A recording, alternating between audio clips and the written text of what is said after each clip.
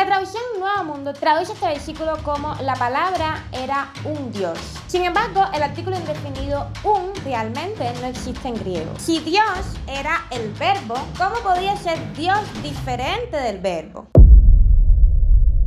Hola, mi nombre es Elizabeth, soy una filóloga cristiana amante del café con leche. Y hoy te voy a contar las 9 curiosidades que nadie o casi nadie te cuenta sobre Juan 1:1, lo cual es lamentable porque es uno de los pasajes más importantes del Nuevo Testamento que hablan sobre la deidad de Jesús. Así que comenzamos. Número 1. Juan dialoga con Génesis. Las palabras con las que inicia Juan 1:1 son en arjé, y estas son las palabras con las que inicia la misma Biblia. Por supuesto, el Antiguo Testamento fue escrito en hebreo y en arameo algunas partes, y la primera palabra que vamos a encontrar es Bereshit. Pero en la Septuaginta, la traducción del Antiguo Testamento al griego, las primeras palabras que vamos a encontrar sí son en arjé. Así que esto nos indica que claramente Juan está intentando relacionar todo lo que va a decir, todo el sistema doctrinal que está a punto de desplegar con el sistema doctrinal judío. Y esto es importantísimo por lo que vamos a ver en un momento. Número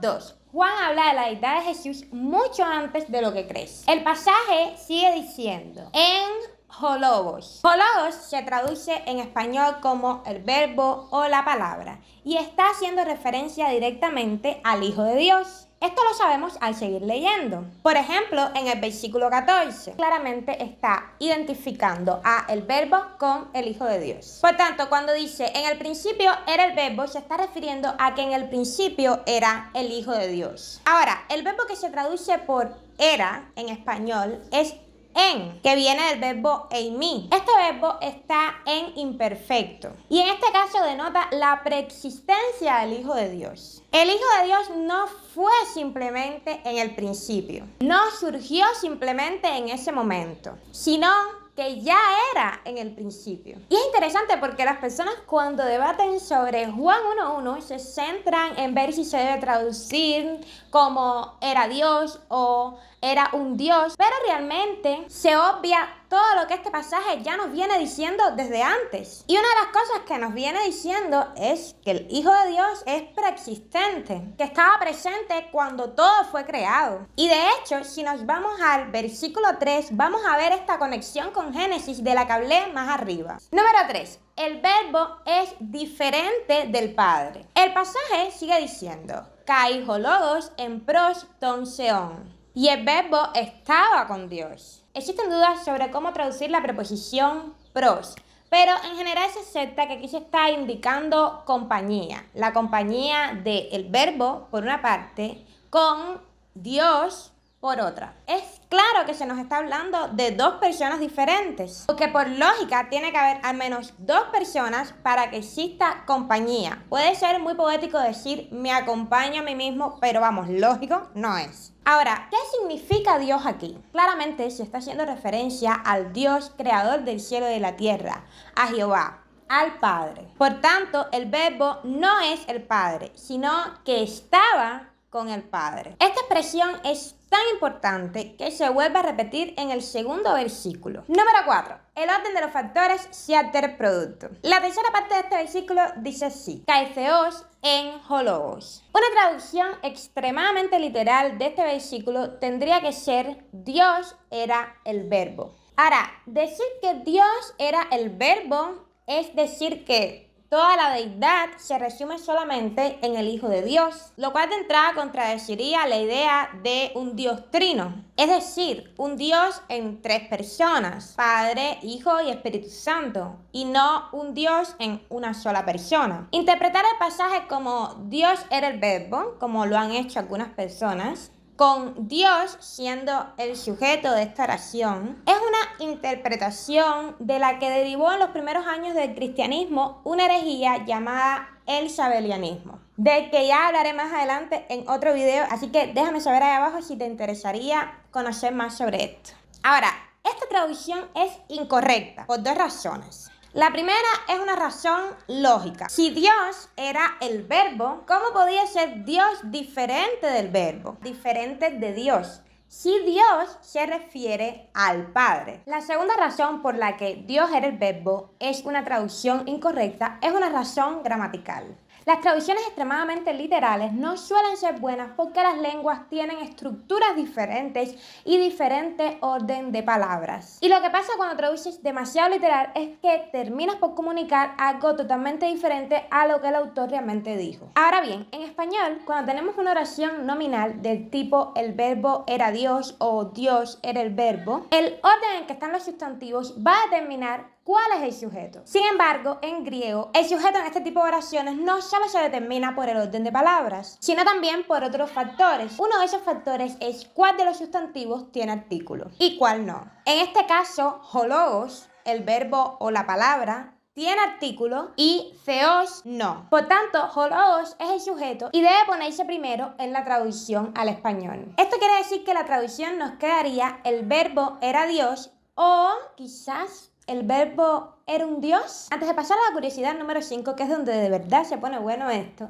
déjame comentarte que si quieres ver más videos como este, puedes suscribirte ahí abajo. Ahora sí, número 5. El griego no tiene artículos indefinidos. La traducción Nuevo Mundo traduce este versículo como la palabra era un dios. Sin embargo, el artículo indefinido un realmente no existe en griego. Definidos. No se trata de cualquier perro, cualquier casa, cualquier niño, sino de unos en específico. También tenemos artículos indefinidos. Un perro, una casa, un niño. En este caso sí puede tratarse de cualquier perro, cualquier casa o cualquier niño. Es decir, que todos estos sustantivos estarían indefinidos. Ahora, en griego solo tenemos artículos definidos y cuando no tenemos artículos delante de un sustantivo, esto pudiera significar que este sustantivo está indefinido. En este caso no tenemos artículo definido, por tanto, concluyen algunos, podría traducirse como un sustantivo indefinido. Es decir, el verbo era un dios.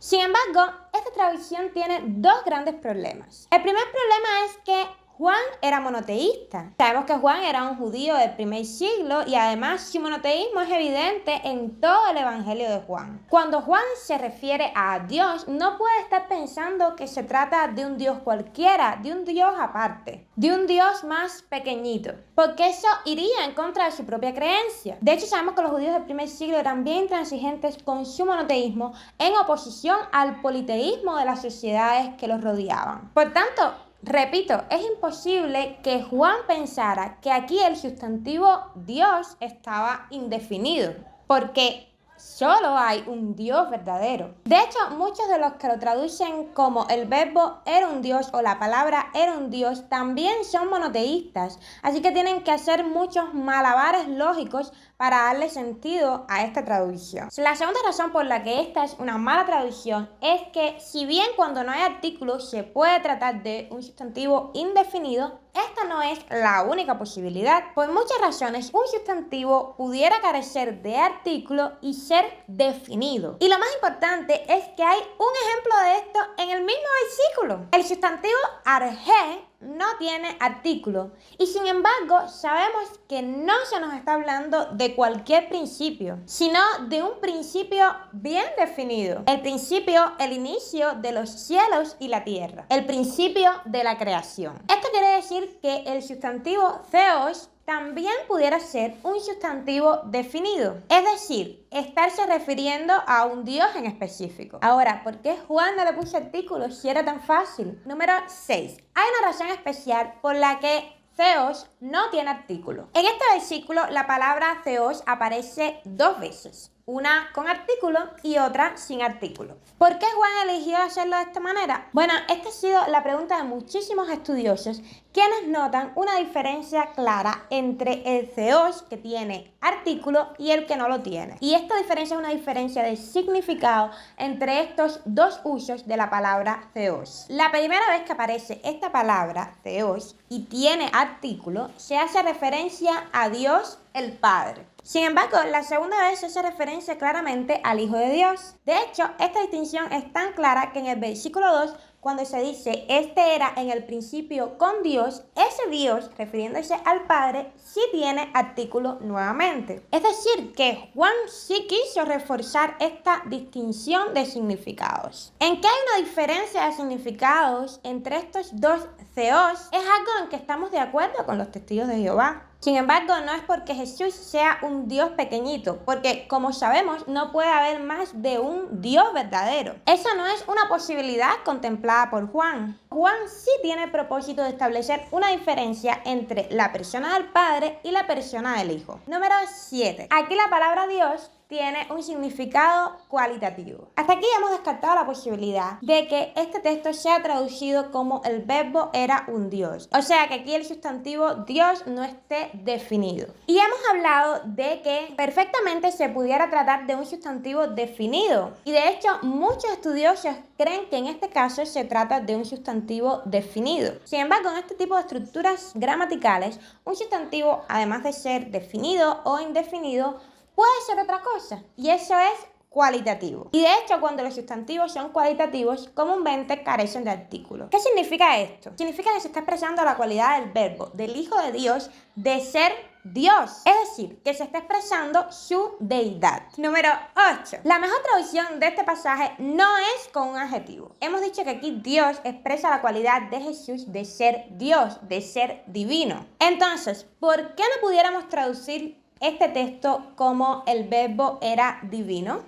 De hecho, algunas traducciones en inglés traducen este texto como The word was divine. El verbo era divino. Sin embargo, hay una buena razón para no traducirlo aquí como divino. Y es que ya en griego existe un adjetivo equivalente a divino. No es la palabra que usa Juan aquí. La palabra que usa Juan aquí es Theos, que significa Dios. En mi opinión personal, creo que Juan no usa esa palabra porque en este contexto no expresa con suficiente fuerza la identidad del Hijo de Dios. Como que de alguna forma en este contexto le restaría valor. Y ahora sí, número 9. Este pasaje es una obra maestra teológica y literaria. Solo hay que mirar su estructura para darnos cuenta. Fíjense que cada palabra que termina una frase inicia la siguiente. Logos termina la primera frase e inicia la segunda frase. Theos termina la segunda frase e inicia la tercera. La manera en que está pensado el texto le da gran belleza poética, además de profundidad doctrinal. El poder de síntesis de Juan, es decir, el poder de resumir algo que es tan complejo, es asombroso. En solo 3 pequeñas frases nos dice 3 cosas importantísimas. Número 1, que el Hijo de Dios ya existía en el inicio, es decir, que era eterno. Número 2, que el Hijo de Dios mantiene una comunión eterna con el Padre. Sin embargo, es diferente del Padre. Y número 3, que el Hijo también es Dios. Si te ha gustado este video, dale me gusta y puedes ir a ver este otro que estoy segura que te va a encantar. Nos vemos ahí. ¡Chao!